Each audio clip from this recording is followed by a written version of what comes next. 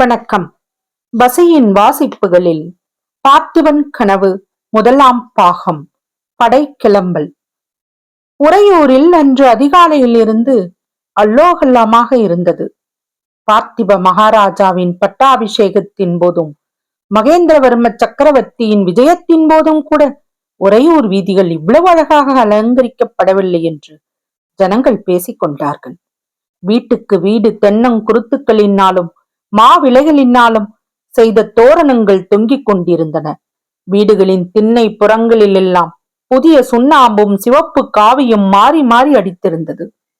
ஸ்திரீகள் அதிகாலையிலேயே எழுந்திருந்து தெருவாசலை சுத்தம் செய்து அழகான கோலங்கள் போட்டு வாசலில் குத்துவிளக்கேற்றி வைத்தார்கள்.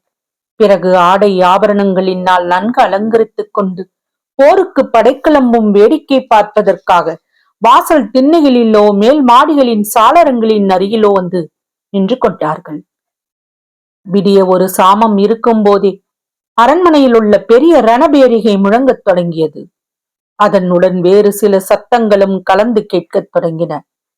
குதிரைகள் கனைக்கும் சத்தம், யுத்த வீரர்கள் ஒருவரை ஒருவர் கூவி அழைக்கும் குரல், அவர்கள் இடையிடையே எழுப்பிய வீர முழக்கங்களின் ஒலி, வேல்களும் வாள்களும் ஒன்றோடொன்று உராயும் போது உண்டான கனக்கன ஒலி, போருக்கு புறப்படும் வீரர்களை அவர்களுடைய தாய்மார்கள் வாழ்த்தி அனுப்பும் குரல், காதலிகள் காதலர்களுக்கு விடை கொடுக்கும் குரல், இவ்வளவுடன் வழக்கத்துக்கு முன்னதாகவே துயில் நீங்கி எழுந்த பறவைகளின் கலக்கல சத்தமும் சேர்ந்து ஒலித்தது. சூரிய உதயத்துக்கு முன்னல் இருந்தே அரண்மனை வாசலில் போர் வீரர்கள் வந்து குவியத் தொடங்கினார்கள். படைத்தலைவர்கள் அவர்களை அணிவகுத்து நிற்கச் செய்தார்கள்.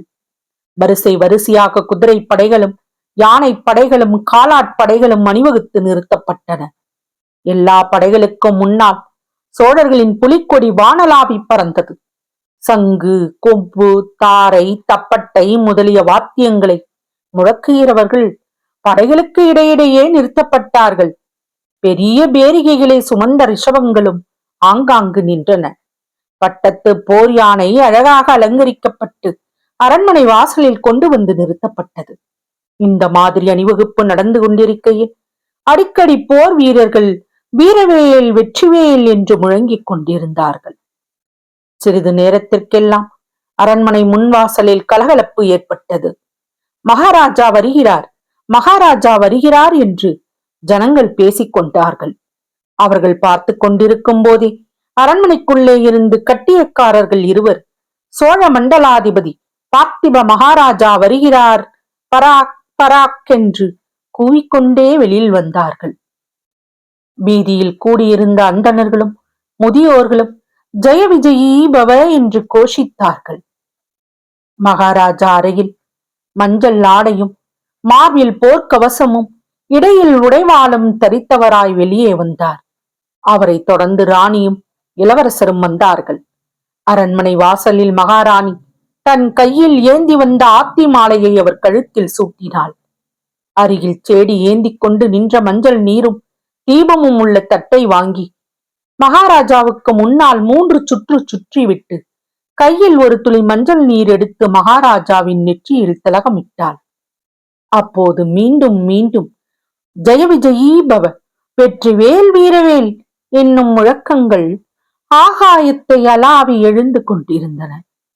சங்கு, கொம்பு, தாரை, தப்பட்டை முதலிய வாத்தியங்கள் காது செவிடுபடும்படி அதிர்ந்தன. மகாராஜா வீதியில் நின்ற கூட்டத்தை ஒரு தடவை தம் கண்களால் அளந்தார். அப்போது ஒரு ஏவலாளன் விரைந்து வந்து மகாராஜாவின் காலில் விழுந்து எழுந்து கை கட்டி வாய்ப்பொத்தி நின்றான்.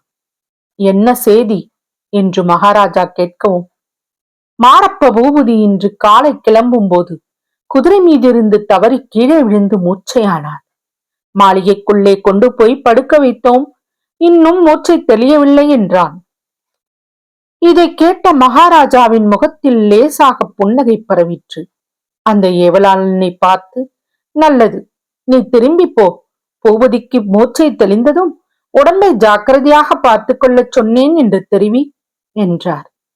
மேற்கண்ட சம்பாஷணை மகாராஜாவுக்கும் அருகில் இருந்த ஒரு சிலருடைய காதிலே தான் விழுந்தது. ஆனாலும் வெகு சீக்கிரத்தில் மாரப்ப பூபதிக்கு ஏதோ விபத்தாம், அவர் போருக்கு வரவில்லையாம் என்ற செய்தி பரவிவிட்டது. பிறகு மகாராஜா அருகில் நின்ற விக்கிரமனை வாரி எடுத்து மார்போடு அணைத்துக் கொண்டு உச்சு மூண்டார். குழந்தாய், நான் சொன்னதெல்லாம் ஞாபகம் இருக்கிறதா? மறவாமல் இருப்பாயா என்றார். நினைவில் இருக்கிறது அப்பா, ஒரு நாளும் மறக்க மாட்டேன் என்றான் விக்கிரமன். பிறகு மகாராஜா மைந்தனின் கையை பிடித்து அருள்மொழியினிடம் கொடுத்து, தேவி, நீ தைரியமாக இருக்க வேண்டும். சோழர்குல செல்வத்தையும் புகழையும் உன்னிடம் ஒப்புவிக்கிறேன். வீர பத்தினியாக இருந்து என் கோரிக்கையை நிறைவேற்ற வேண்டும்.